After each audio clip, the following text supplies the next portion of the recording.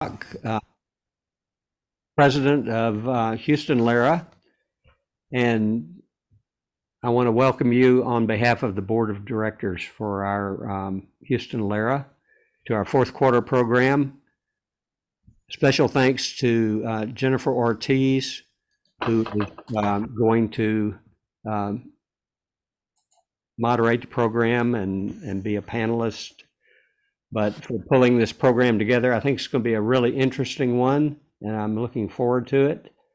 Special thanks to Emily Smith, our executive director of National LERA, and to Bernadette Tiemann, membership and marketing coordinator, for helping us with the technical aspects and just for all the support that they give to us. If you have questions for the panelists, please put them in chat, and we'll try to monitor that and see if we can get some answers for you. The program has been approved for 1.25 hours of Texas Attorney MCLE credits, and also for 1.25 hours of SHRM recertification credits. So we'll put some information in the chat there. Moretta asked to have the bar number entered into chat, and then from a SHRM standpoint, just put in SHRM recertification credits, your name, your phone number, and your email address, and we'll get something to you confirming your participation. With that, I will turn it over to Jennifer. And thank you, Jennifer. Good. Thank you, Mickey. Bear with me 1 second when we get everything up and running.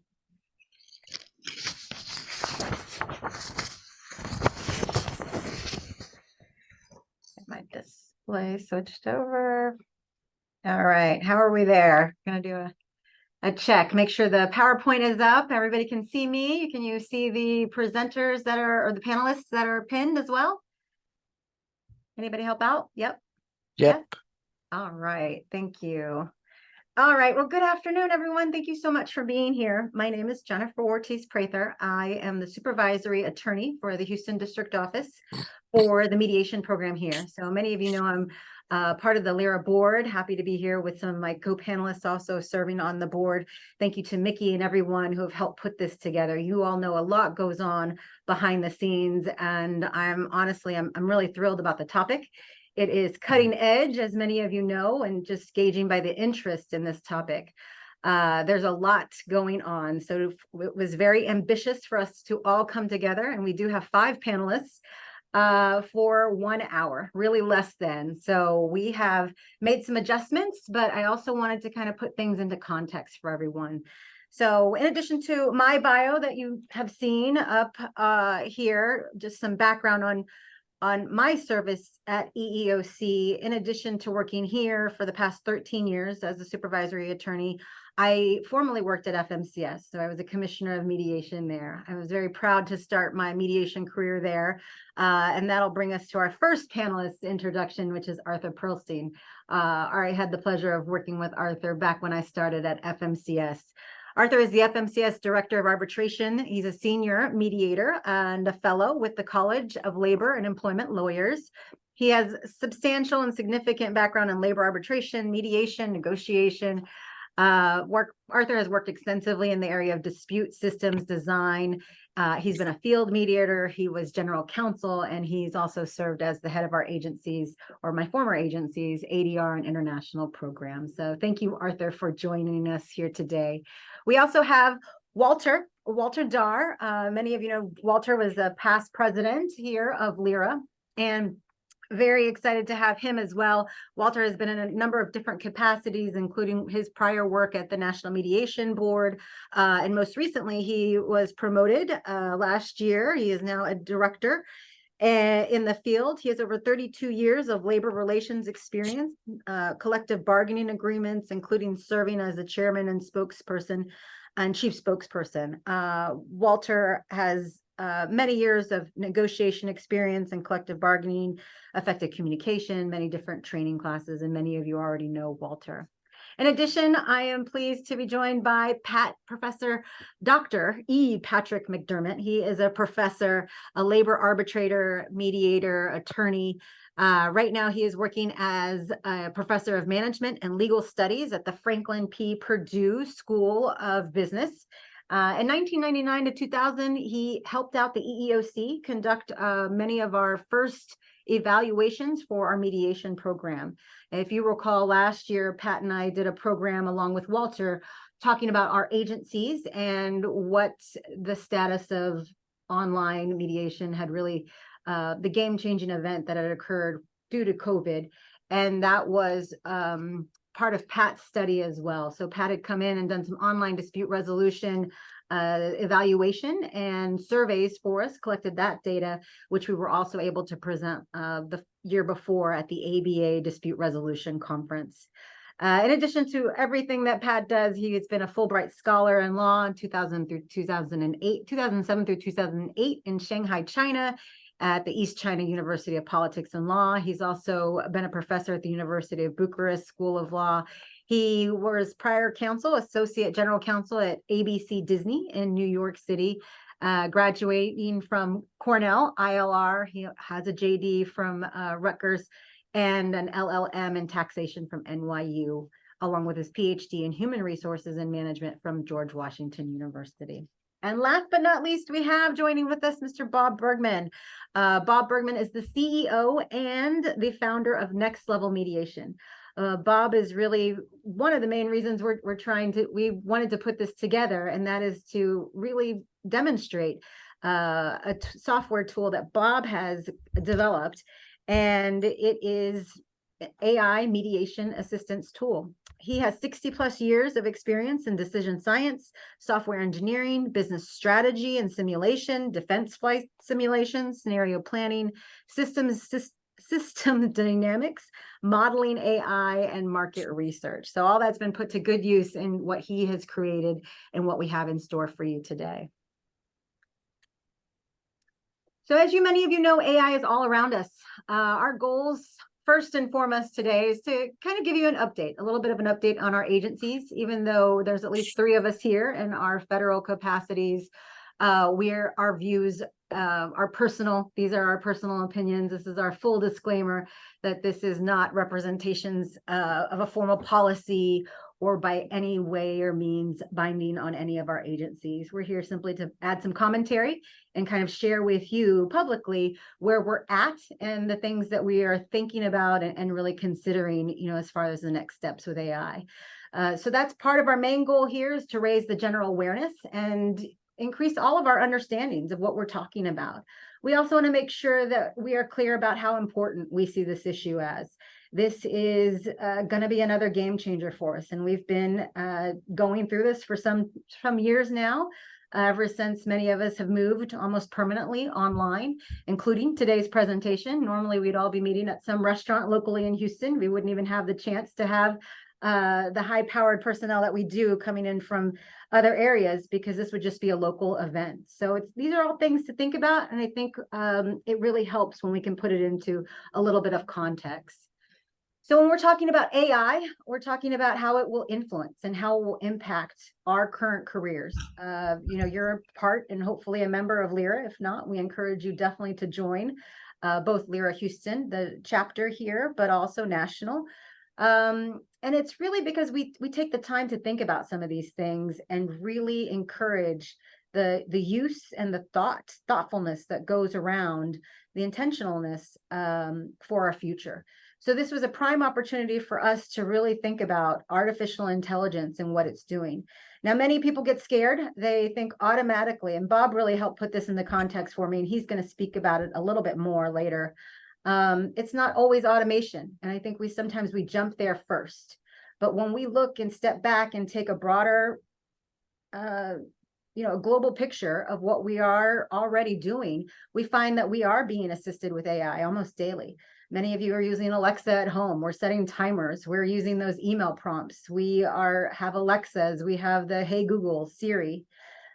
And now we're seeing another category, I think, of really emerging really there for us that are practitioners, and that is the augmentation. So no longer moving a little bit more from the assist to the augmentation, and you're starting to see Chat GPT, these things, Bard, you see Bing automatically popping up and actually adding content, something that's different. Actually checking our content for tone, for those kinds of things.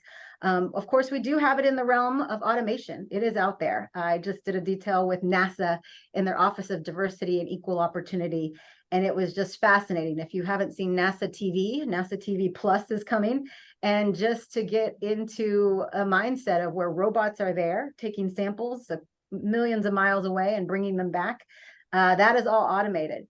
But also think about it in the context of the recent negotiations, the collective bargaining agreements that we've seen. And that is both with the automation of the auto industry, right? The different machines and mechanics that are there.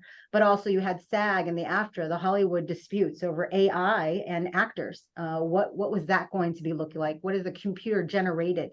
So we have this whole realm. And again, Bob will speak a little bit more to that. I also wanted to give you some background. Hopefully you will see in the link in the chat that we have already put together a list of resources.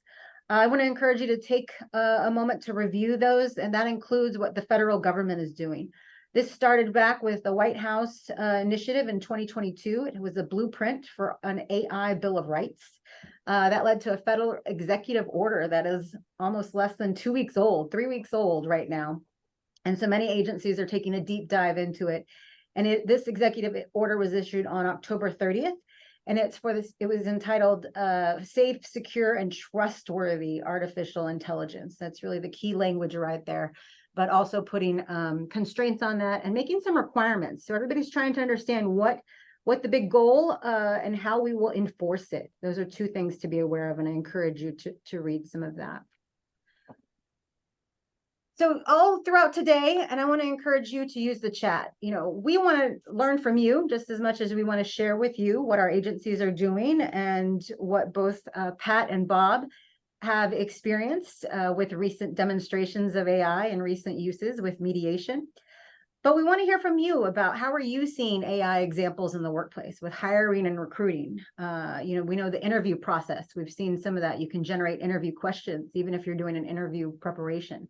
There's lots of companies coming out that use some sort of version of AI software to go through the hiring and recruiting. And I'll talk about 2 cases in a minute at EEOC. We know that there are investigations that are going on, starting to use more of this, you know, trainings. And then the big question, what is the future hold for this? So allow me to talk about AI and EEOC. Of course, our big move was in 2020 with the rest of the world, when COVID really had an impact on our mediation process. It was always in person. That was the mantra back then. And we transitioned literally overnight to online mediation using both MS Teams, but also creating Zoom for government and really latching on to that in order to have some of those safety nets that government employees needed and government systems, computer systems needed. During that time, that's when Pat had joined with EEOC in order to conduct some more evaluations. And we issued a press release on 6/22. And this was called EEOC's Big Pivot to Virtual Mediation. It talked about how highly successful we were with that. We did surveys that ended up telling us really what we were already finding, and that was people were enjoying mediation. And we didn't see a significant drop off. We had the same resolution rate, which has always been in about 70%, a very high resolution rate given the number of complaints that we resolve. We are a $1 billion program that has been achieved and been that number arrived at from the total number of settlements that we have resolved, over 250,000 mediations. You're talking in a 20-year span for the EEOC. We are a small program at EEOC, but we have still managed to be very highly successful, especially at reducing the backlog of EEO investigations and complaints that otherwise would not have found any kind of resolution. And there's 2 cases. These are all public cases on our website. There's one that was from March 2023, just this last year. It has to do with the dice.org Com. I believe it's an organization that did that had a service for technology, website technology professionals, and they were advertising applicants for jobs there, and they were automatically screening out individuals. So in that case, they had a screen for H-1 visas. It had something that automatically, because there was a preference there for that. So we had reconciled that case, and that was a case out of our Miami district office. And we found in that case that they needed to scrape their data, and so that it didn't show a preference for individuals with visa, depending on national origin discrimination. We had another case from our New York district office. It settled for $365,000. It went through to litigation. This had to do with iTutor. It was a group out of based in China, but it was soliciting U.S. Employees for tutoring, different kinds of different sorts of tutoring opportunities for their clients. Again, this was a Chinese company, but it was using U.S. applicants here, and they were conducting the work here, U.S. based, but they were screening out for females over the age of 65 and males over the age of 60. So it was a very interesting case, but it was dependent on AI software in that, and reached a settlement of $365,000. So those are two cases to be mindful of, but it also is important, and it's something that important to know that EEOC is looking out for this. We have a strategic enforcement plan we put together every 4 years, and right now one of the elements of our strategic enforcement plan is to recognize that employers they're increasing use of technology, including artificial intelligence and machine learning. And we're really looking to target, job advertisements, recruiting applicants, and to try to make or assist in hiring other employment decisions. So we're really looking at how the companies are using AI in these different instances. So I think that's something to be mindful of as we move forward, particularly with what EEOC is doing. I also wanted to give a moment to my colleagues here. I believe, Walter, you were going to make some comments here about the technology and what FMCS has found both in mediation and arbitration. Yeah, thanks, Jennifer. I really appreciate it. So, so we really found ourselves a couple years ago when we went into the lockdown in a situation where we moved overnight, literally, from 100% in-person mediation and training delivery to 100% online mediation and training delivery. And we did that really for a couple years before we found ourselves coming back to offering face-to-face services.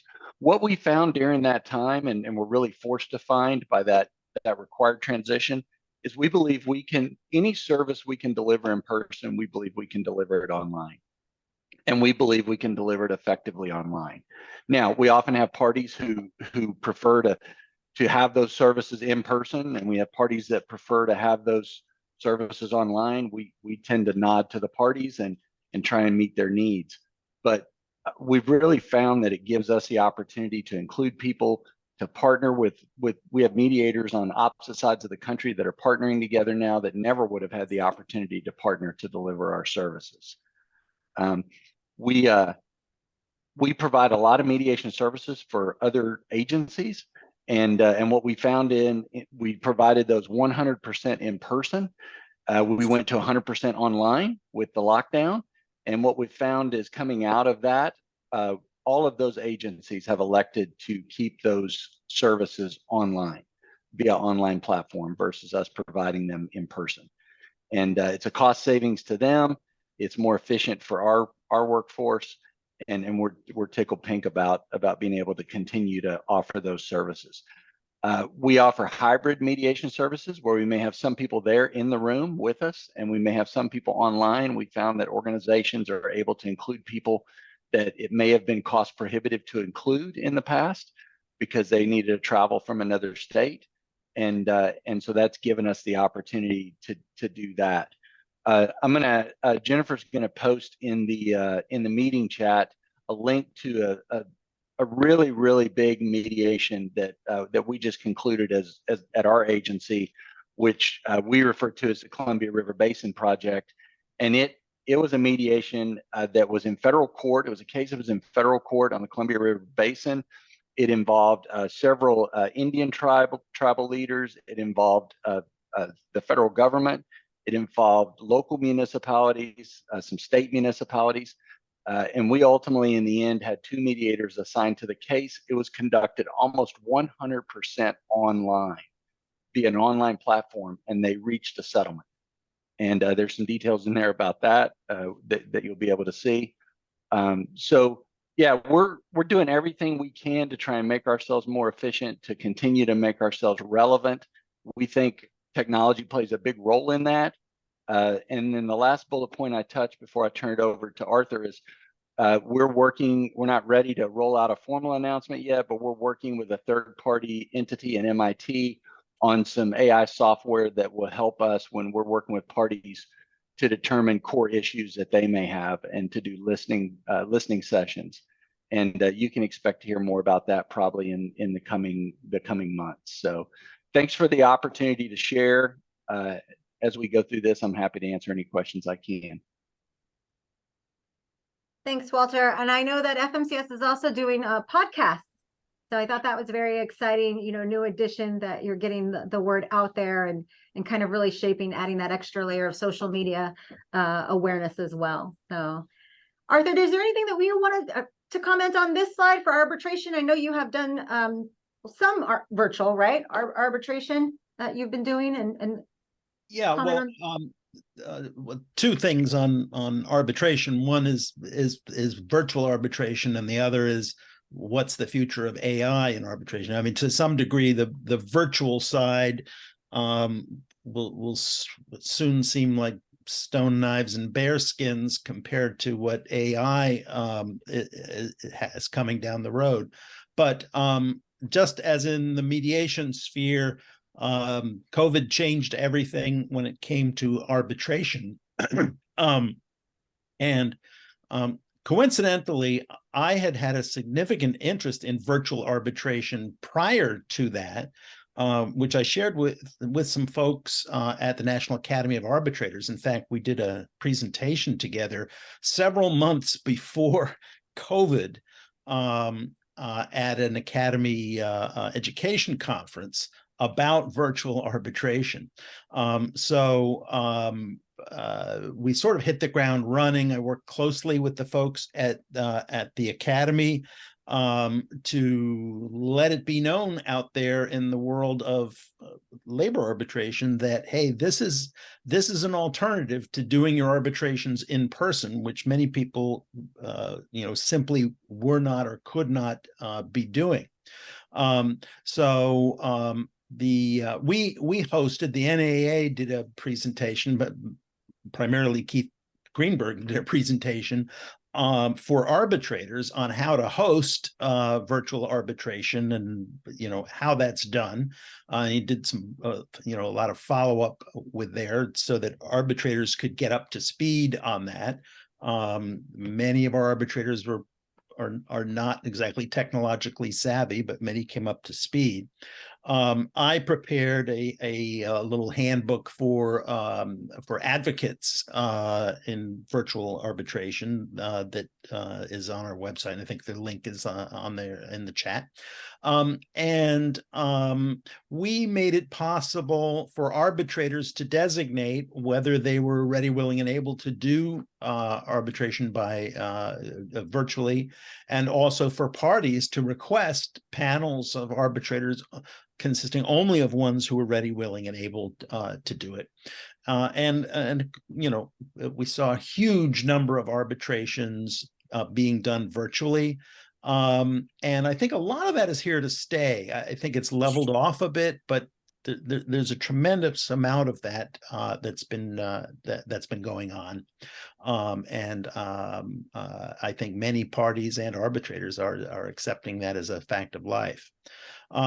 In the world of AI, this is something that I've been researching and trying to monitor, because I see that will be playing an increasing role in the world of labor arbitration, both from the one hand, the ways it's going to change the workplace dramatically, both in terms of replacing jobs, as well as in areas, as you mentioned, Jennifer, like investigations and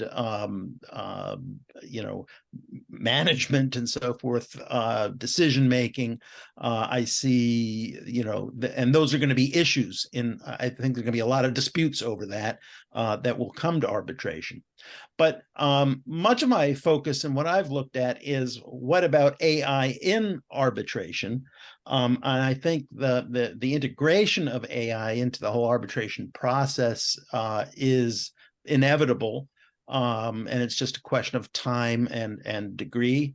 To a large degree, aspects of machine learning are already being integrated into law practices, for example, and ADR, as you'll see. And there's all kinds of databases that already exist to help with arbitrator selection. But AI can also potentially be a tool to assist arbitrators in making determinations, and enabling parties to select arbitrators. The ultimate question is, will there be a time when parties are arguing their case in front of a series of algorithms just represented by an avatar? These are some of the things that I'm looking at, what's happening along the way there. That's great to hear, Arthur. I think we at EEOC have also found that the new technology has enabled us to offer contractors the ability for mediation contracts to go in any district. Before we were limited really just to where people were located.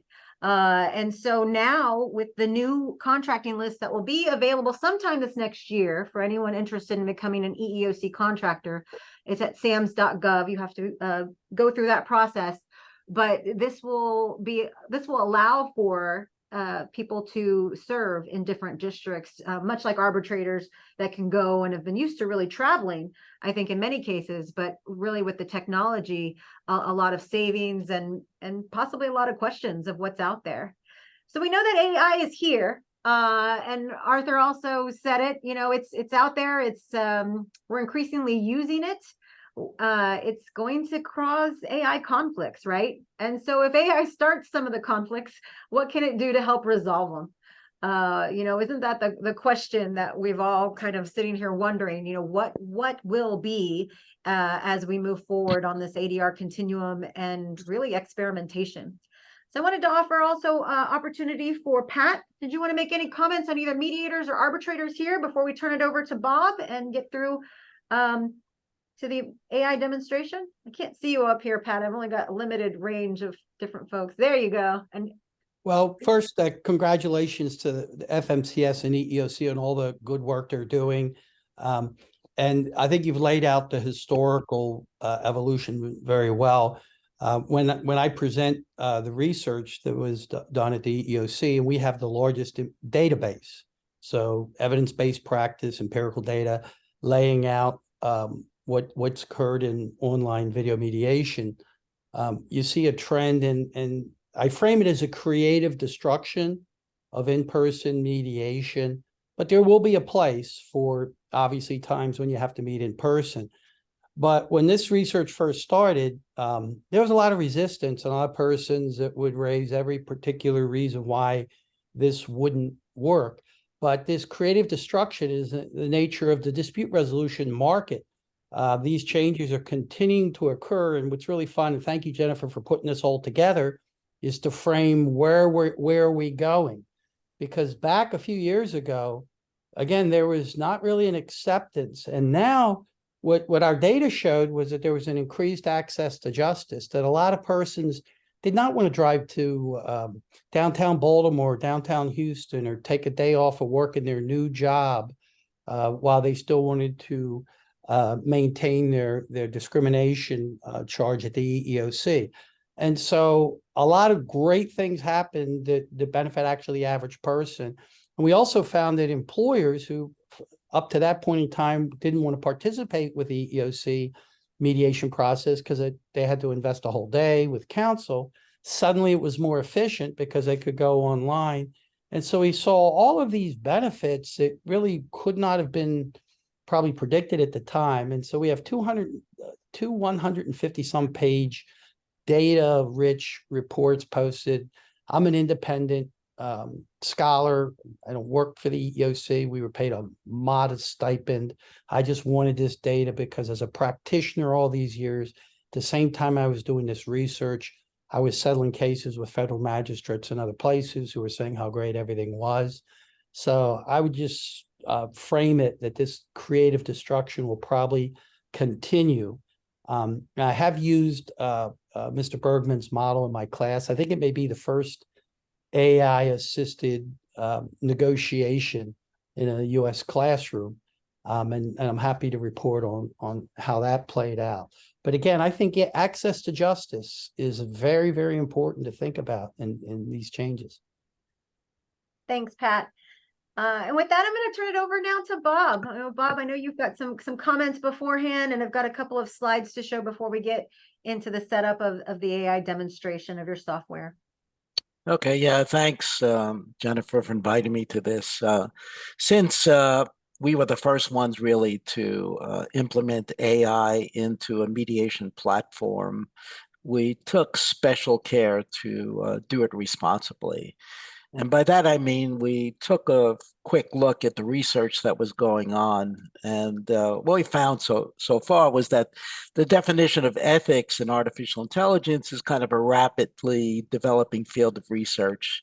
Unfortunately, the development of AI technology has outpaced our ability to regulate it, which is in a sense kind of a joke because the first time we talked about AI was in 1943 when Isaac Asimov wrote the paper Runaround, which defined the 3 laws of robotics. And we've had popular culture with movies and discussions for 80 years now, and we're still somehow behind. So that'll give you a good example of how long it takes to make regulations for this. So now the ethical concerns associated with AI are kind of wide-ranging, from privacy and data protection to, as we've talked about, algorithmic bias and decision-making. And researchers have been kind of exploring a variety of ways to define ethics in AI, from using kind of traditional ethical principles to developing frameworks that kind of encompass the unique characteristics of AI. So what we did was we took a look at the work, for instance, in different agencies. So NIH, the Alan Turing Institute of Public Policy, UNESCO, work going on in World Economic Forum, University of Oxford Schwarzman Center for AI research, and then European Commission had at the time proposed a number of regulatory procedures for regulating AR. And then, of course, we looked at the National Center for Technology and Dispute Resolution, which has published practice standards for ethical use of AI. And when you look at this Venn diagram, it's kind of the intersection of the work going on in 2 big areas. And we said, okay, what could we really guarantee to be responsible? And the stuff in yellow is more or less what we tended to focus on in building the software. So we can go to the next slide, Jennifer.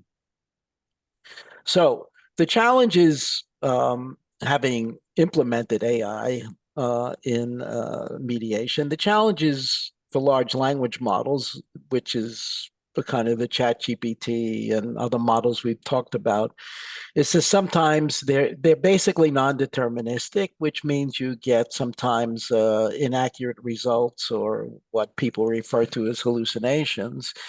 There's kind of limited controllability of misuse. You can jailbreak these things. There's issues of confidentiality in terms of are we using private data or confidential data to train the models? And then, of course, there's this issue of stale data, which is, you know, when you train these things, it's a kind of a frozen period of time while all the data is in, and that's what it's using to decide how to answer questions. the good news about, if there's any good news about disputes, is that we've been arguing for thousands of years about the same thing, so we're not too worried about the data getting stale.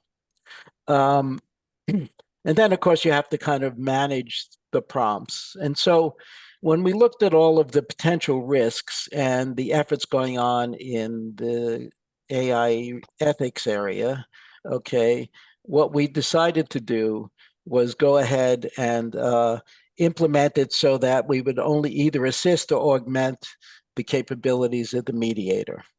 And so what you'll see now, okay, is kind of a quick simulation or video demonstration of the tools. It doesn't cover all the features of the tools. For instance, it doesn't cover list litigation analysis. It doesn't cover optimization, but and it's a 30-minute video that's been, because of the constraints in time, reduced to about 7 minutes. So it'll be somewhat like drinking from a fire hydrant. So feel free to download or the link to the YouTube video and stop it and play it any speed you want. So Yes. that, let me I get it up think. here. No, that's perfect. Do you want to add anything, Pat? I know you might be able to comment on the hypo real quick while I pull it up. Let me grab. Well, I would just say too that because we want to show the tool, and again, I'm independent. I've used Bob's tool. We purchased it to use it for the class, so I'm not in any way economically involved in any of this. As a disclaimer, I just like cutting edge dispute resolution. The one thing is that we don't have the third party mediator role because of the time it would take. So you'll see a negotiation back and forth where the parties can communicate directly. But of course, mediation is facilitated negotiation. So just imagine that there's a mediator that could be in the middle where proposals would first go to the mediator and then release to the other side and back and forth. All right, I believe I have it up now. Help me with if you're not hearing the sound. Do you see it at least? Anyone? Yes. This is Okay. a hypothetical dispute involving an allegation of workplace discrimination. In summary, Jane The Doe, volume is a low. 45-year-old African-American woman with over 20 years of experience in manufacturing, alleges race and age discrimination by Acme Corporation after being That better? overlooked for a plant manager promotion. The mediator, with the help of the AI assistant, has created questionnaires to better understand the essence of the dispute. The mediator has also created priority assessment models to determine client priorities instead of emotional wants. How does the AI assistant help generate questions to ask each of the parties? First, select the category for the new questionnaire and then give it an appropriate name. Then open the AI assistant. Paste in the description of the dispute for the context. Then let the AI system know this is a questionnaire for Jane Doe.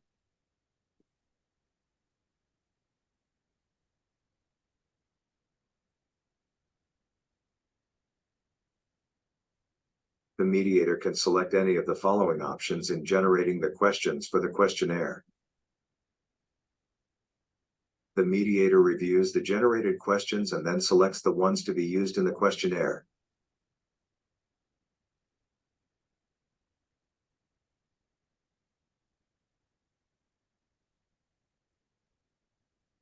Priority assessment models are a simple structure of a goal and a set of objectives that are captured from discussions with clients or generated with the help of the AI assistant. By generating pairwise comparisons of objectives, the system can calculate actual priorities instead of emotional wants.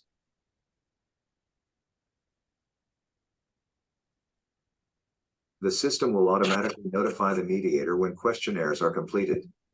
If the mediator is not online, an email will be sent.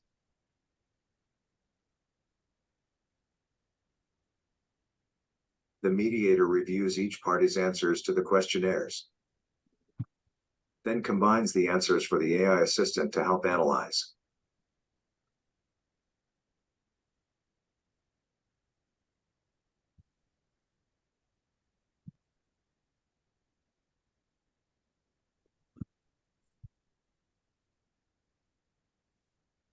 We open the AI assistant and then ask it for suggestions.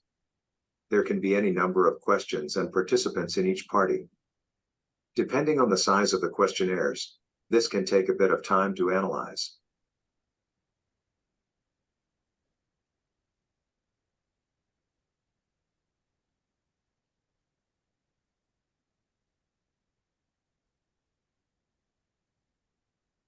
The assistant concluded that the data revealed a conflict between Jane Doe's perception of discriminatory practices and Acme Corporation's assertion of merit-based promotion decisions. The resolution of this conflict will likely depend on further investigation and potential third-party mediation. The mediator reviews the results with each of the parties to ensure that they genuinely represent the correct priorities and discuss any inconsistencies.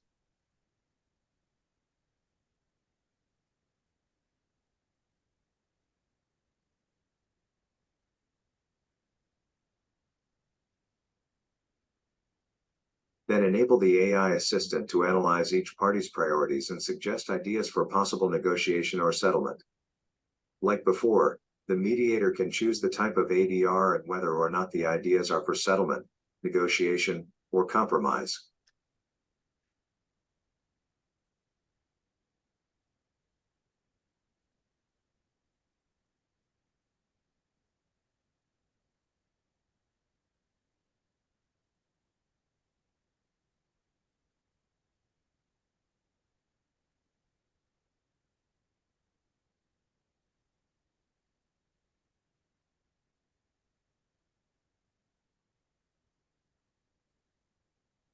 The analysis will yield common ground between the parties, diverging points, and potential areas for compromise. Then it will suggest ideas for negotiation or settlement that can be discussed with the parties. Then a negotiation agenda is set up and negotiation items are added. Once the negotiation agenda is created and party representatives are chosen, we can add items to the agenda. Each item can be negotiated separately or activated all at once. In addition, each item may or may not have the facilitator as an intermediary.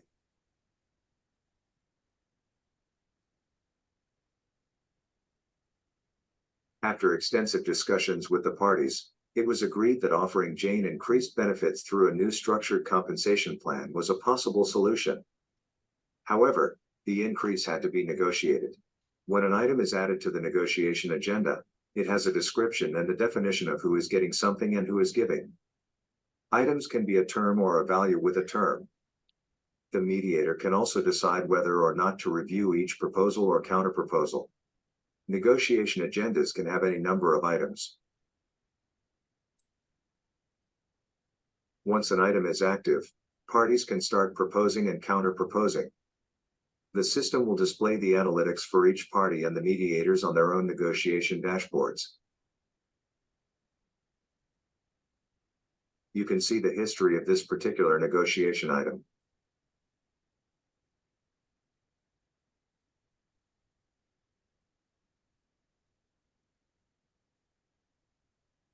The mediator can see a complete audit trail of all proposals and counterproposals, along with time, date, and changes in terms and values.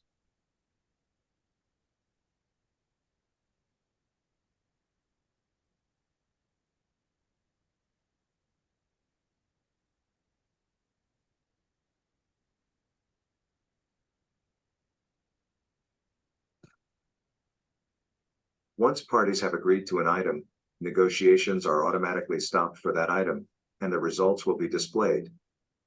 If the mediator is not online, the system will email the mediator on all negotiation events.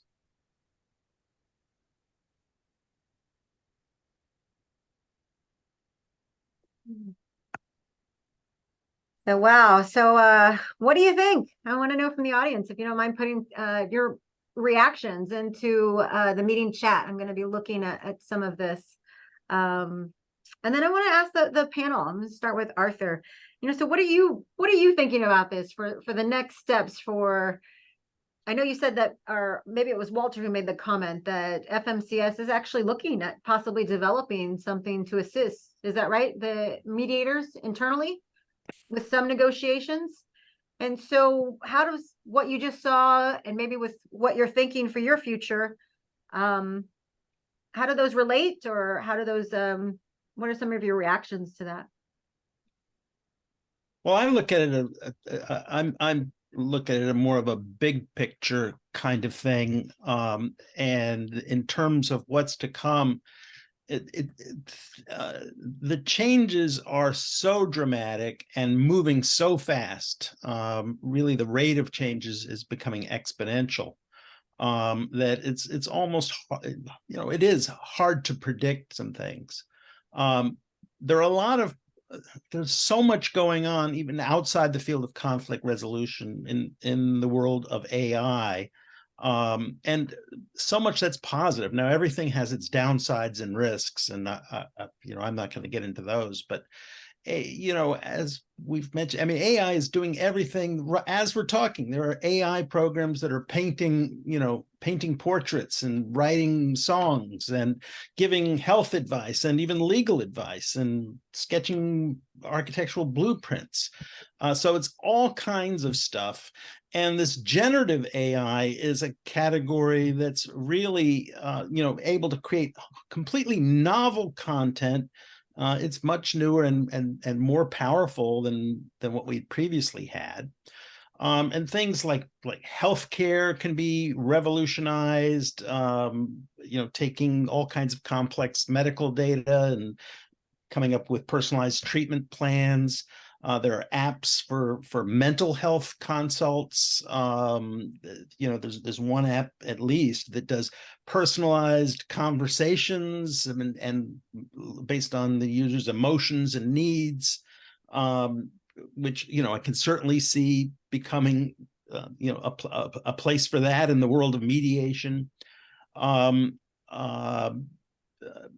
talked about expanding access to justice, in one way, just in terms of the virtual sphere, but in terms of the world of law and dispute resolution, the costs of justice could go way down. Law firms can leverage AI technologies and lower costs. Apps can make it possible for people to get an understanding of their rights and responsibilities and their relative legal position even before or without going to a lawyer. There's just all kinds of things there, and in the world of dispute resolution, what we've seen in the demonstration today shows some of the power that's out there. And this is only a beginning, because so much of effective ADR is about, finding creative approaches and solutions out of that. And generative AI is really disrupting the whole world of creativity, using vast amounts of data to generate not only output that's novel, but also produce them at scales and speeds that humans cannot match.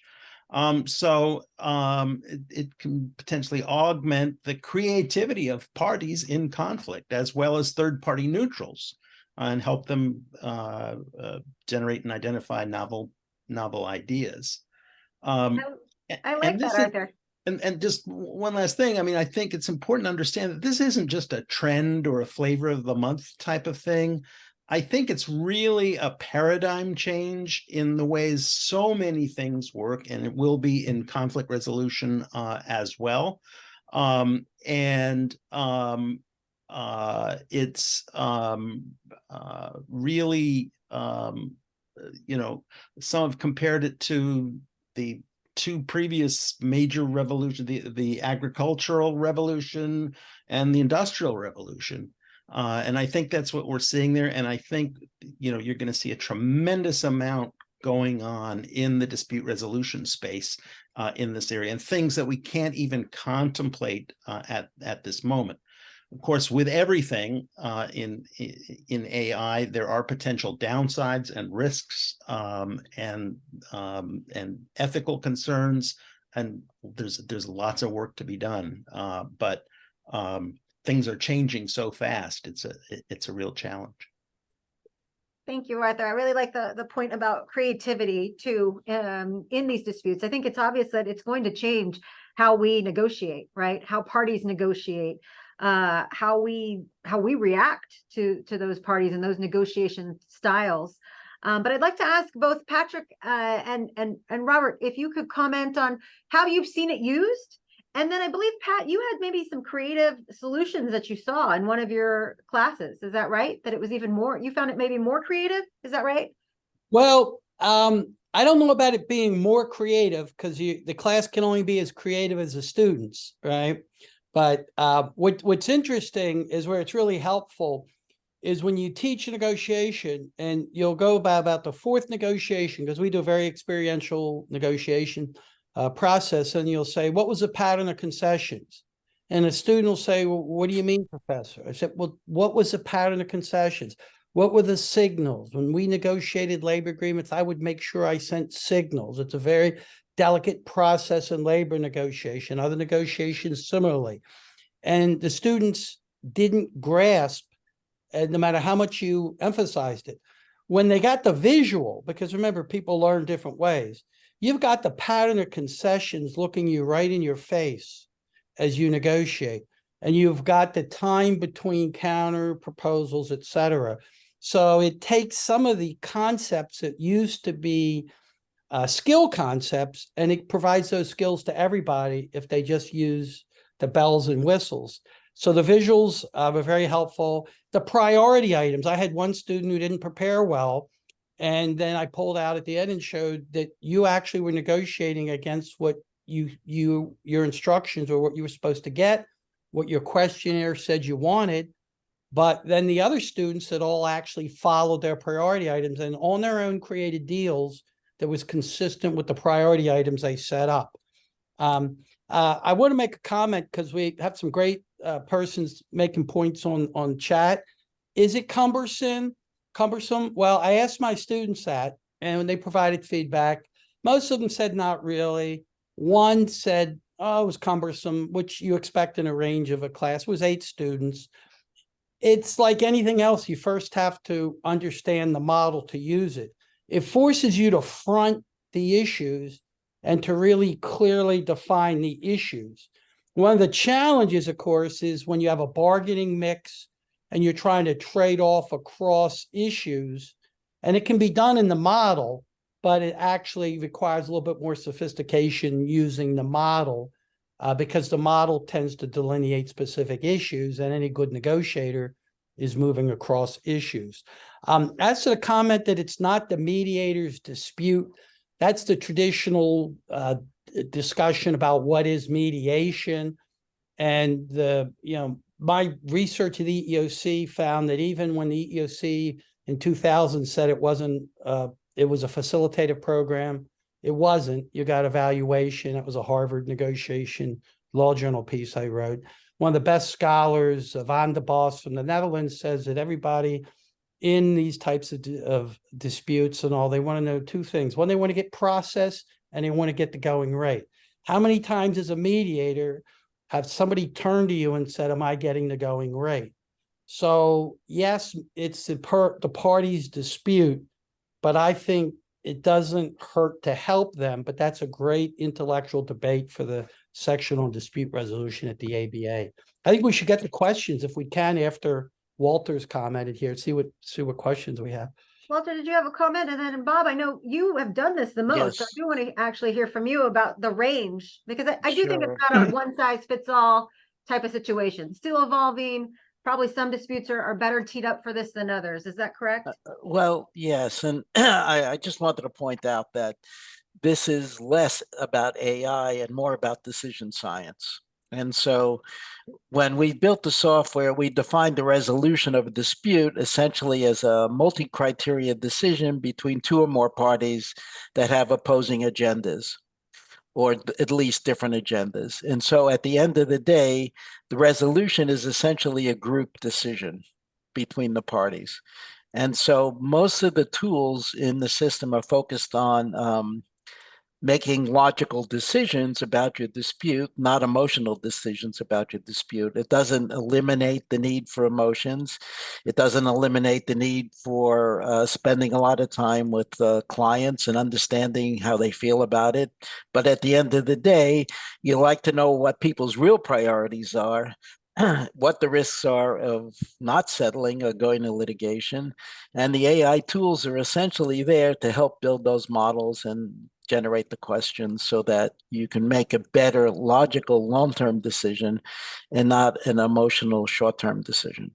So Yeah, and I think that's at the heart of some of the discussion, right? Because many of us are used to that and dealing with that and add value probably to the emotional piece of this, the art versus the science of mediation. And I can already see some of the comments and also envision some of the responses from individuals who are kind of taken aback by this, especially this, many of our first time seeing some of this. Walter, do you have any comments on what your impressions, reactions have been of this and other AI demonstrations or simulations you've Yeah. seen? Yeah, sure. So first, let me say the project that we're working on is a listening software, not a decision software. And so an example of how it might be used as part of the mediation process would be when you were trying to uncover the underlying issues, and you would have a conversation with the parties, and the software would listen to that conversation, fully disclosed, of course. We're not hiding it. Would listen to that conversation and then pull out some of the underlying issues for use by the mediator, right? For the mediator to digest. So our process is still very much mediator centric, or will be very much mediator centric, because we believe you need that piece. And the other thing is, before the demonstration was laid out, and I think throughout the demonstration, it was pretty clear that there's a space in here for a mediator, right? And it's not been included in the demonstration because of time. And so I think when you create that space for the mediator as it is intended, then maybe there's versions of the tool that could be used successfully to help the parties. I saw some of the comments in terms of what folks should be doing and shouldn't be doing, and I know there are strong opinions out there. I will tell you, we view it as our practice of mediation. In my practice of mediation for the FMCS, in caucus, I've brainstormed options with parties, right? And this might be a tool that the mediator gets that information to help use to brainstorm options with parties. Does that mean I'm giving them the solution? No, it doesn't mean that. It's nuanced, right? It's how you use the information. And I think the first response is fear. But I think there's always going to be I'm going to use the word always. I think there's always going to be a place for old school face-to-face mediation, right? Because that's going to be driven by the parties. There's parties that aren't going to buy into the use of AI or even of the listening stuff that we're working on. And that's okay. That's okay. We're trying to find spaces to meet parties where they are, to provide services that help get them to resolution that is their resolution. So that's the comments that I would add, Jennifer. Thank you, Walter. Yeah, I think we do see this as a tool that we're all trying to figure out. I think the tool is trying to figure out its own shape right now, and that's the problem, right? What kind of tool is this? Are we looking at a lightsaber? We're looking like closer to a screwdriver. Is this electrical? What is going on? So it's going to take a while, but I don't think it's going to take as long as we've previously had, right? Think of the jumps we've made since COVID. I mean, going online, obviously a huge game changer. I was recently in a class where they focused a 2-hour presentation on just AI for senior executives. And it was all about this being the last year that you will not have any dealings with AI in your current careers. And ever since I've heard that, I now see they are exactly right. It is definitely coming. We hope that we have given you something to think about, to reassess where you're at today, but also consider, the future uses for the future. Bob, did you have one final comment, or Pat? I just would want to mention it's a diversity and personality diversity. What I teach my students is, if you're an extrovert like I am, you want to get in the room with people, you want to go at it, you think you know all your tricks. I'm a neutral now, but in some ways I spent that whole life as an advocate and a negotiator. But that's not like some of my students that are introverts. There's some students that are so introverted that they actually don't want to be called upon in class. It makes them uncomfortable, right? So I say to students, maybe some days you want to be in person. Other days online, maybe it's not worth it. You can't pull in an executive from Tokyo. You want to use online video mediation. Other days, and suppose you're negotiating, I lived in a year in China. I can tell you the Chinese think very differently than we do in a lot of ways. You're doing a deal, you've got an audit trail of your discussion when you negotiate. And it may well be that when you're crossing cultures in negotiation, you may want that type of audit trail that shows what was discussed and what was agreed upon and how. And as Bob will tell you, he can run this program in various languages. So think about it, as I always like to say, in a football context. You know, maybe you want to play Pat Mahomes and the Chiefs when it's raining really bad, so he can't throw the ball and scramble, as opposed to on a sunny day, you know, in a turf field. I don't know, but that's you gotta think about that strategically when you negotiate and mediate. Yeah, I would. Bob, go ahead. And then I know I we would got to just- turn it back over to Mickey. Go ahead. Yeah, I would just add one thing. The software is designed to be mediation style independent. So it doesn't change the way you want to mediate. All it does is collect information the right way in terms of people's priorities and what the real risks are of not settling and things like that. And so you can make a better, more critical decision about your dispute. And the fact is, it's device independent. You can use it on your mobile phone or your Samsung TV. It doesn't really matter. And it's asynchronous, meaning you don't have to spend your day on a Zoom meeting, like kind of we're doing, because you can waste a lot of time. And this, once people are set up, they can answer at their own time in their own space, and you'll be notified when something's changed. So Thank you, Bob. With that, I mean, we had an hour, we filled it up. I think we could have gone longer, but maybe Jennifer, next we time. can Thank you. go till 1:15 if you want to take a look at the at chat and address any of the issues there. Let me see. Thank you for putting the link up, Darcy. I saw someone had put the link for the LERA presentation, the YouTube link. I guess it wasn't working in the original one that I sent out. What other questions are we missing? I'm trying to scroll and see. Is anybody catching any of the comments? I've tried to respond to as many as I could, but there's still some that aren't. Arthur. Yeah. Yeah, no, a lot of nice comments. I mean, I think this is just to really start opening up your mind to start really considering these options. To the more you're aware of this, I think it's just good for folks in how you're going to use it, especially in your private practices.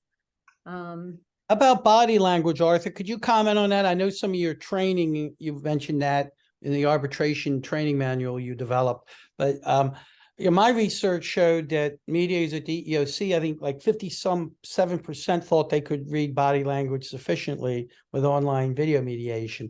I mean, I'm using body language now. Others seem to think, oh no, there's a really great missing element that's critically important. Thoughts from the panelists? Arthur, what do you think? Well, I have several thoughts. I mean, in the world of arbitration, there's plenty of research because a lot of the objection to virtual arbitration and so forth is, I gotta be there, I gotta look them in the eye, I gotta get the cut of their jib, there's lots of research out there that suggests that we human beings are not very good at judging credibility by demeanor, by checking on someone's demeanor. There's some very accomplished liars out there, and there are some very nervous truth tellers, especially if they're exposed to arbitration, for example, for the first time. As far as body language, I mean, there's a couple people that mentioned that AI can't pick up the nuances and so forth, and I think my response to one of them was true, but I would add the words "so far" or "not yet." because those capacities are being developed, and it's just amazing how quickly things are moving. And I don't think it will be long before generative AI and new kinds of AI will be able to pick up all kinds of nuances, including nuances that we're not even aware of. I hasten to add to all this, there's good and bad potential in all of these, and we need to be aware of what's on the horizon and figure out how to use it for good and how to prevent or diminish the use of the bad use of it. Absolutely. By the way, somebody mentioned ethics, and that's really important. And sometimes advocates and practitioners can get ahead of some serious ethical questions. That's why we have ethicists. So I want to commend those who say that we have to constantly be aware of that. On that note, it says that I'm an attorney in this demo, but I'm not admitted to practice law in Texas, so I don't want to have any ethical problems down in Texas. There's a question about can we get access to the slides? We will post the recording of this and the slides on the Houston LERA website. You do have to need to be a member to be able to access that. Our dues are $25 a year, very minimal. So we certainly invite you to join our membership. Yeah, and there are many great presentations. I think we have one even coming up in January that we were just discussing, right, Mickey? Yeah. So are you through, Jennifer? I guess I'll. Yeah, if you want to, there's one question I just saw. Do we have any metrics or clear guidance yet on how to identify neutral, competent AI versus bias-riddled AI? I think that is a very big question because we don't. That's what you see. I think the federal executive order trying to come out, help government do that. But in private sector, it is, my words, the wild, wild west, it seems, of what is being taken and used. And so that's where the two cases that you saw from the EEOC had to do with software companies that were using it to recruit individuals. And in both instances, it was the AI data that they were using, the screen. In one of them, the idea was to go back and scrape it and sort of to have a clean version of it. But I think that is going to be the new frontier of trying to get a clean database. Government did something like a Zoom for government. I foresee government doing something like that for our own data in what we're doing. I think that needs to be explored to see if that's even possible, of what we can do with our own information. Of course, there's all kinds of things that come with that. There are 4 pillars for what EEOC considers for mediation: neutral, voluntary, confidential, and we're always looking to make sure that we can produce an enforceable settlement. So those are the hallmarks that we're looking for, on top of things like whether or not something is legal, if it's feasible, and if it's moral. Those, of course, are the center stones of what we're doing.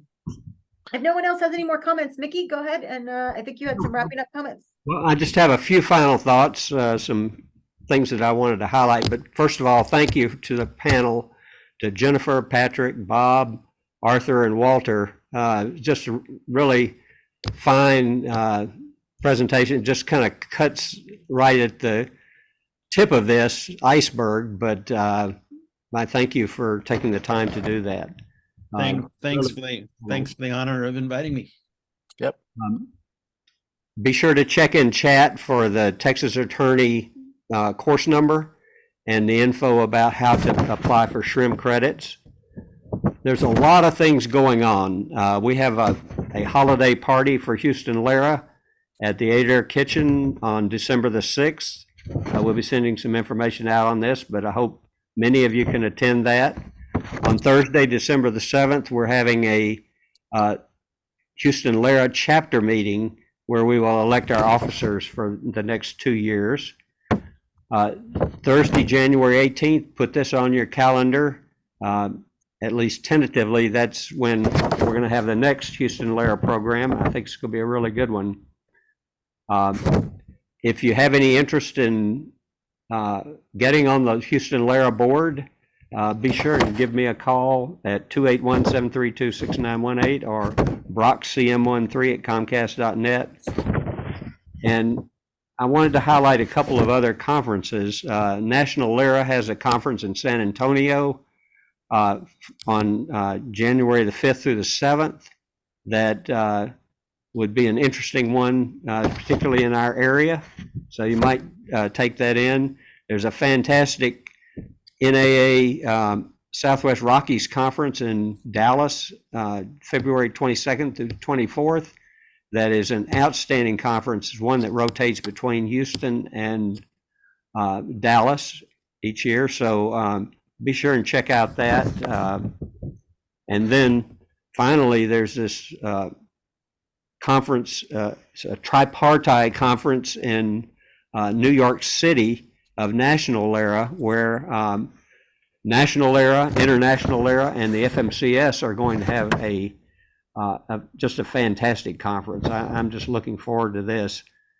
It'll be right in Center City of New York City. It's June 26th through 30th. Registration opens February 1st, but it'll be something not to be missed. So a lot of activities going on, and I hope you'll take advantage of those. And I just want to thank you on behalf of Houston LERA for participating in this program. It was really great. Thanks, everyone, and I hope to see you next time. Thank you Yep. very much. Thank you, panelists. Thank you.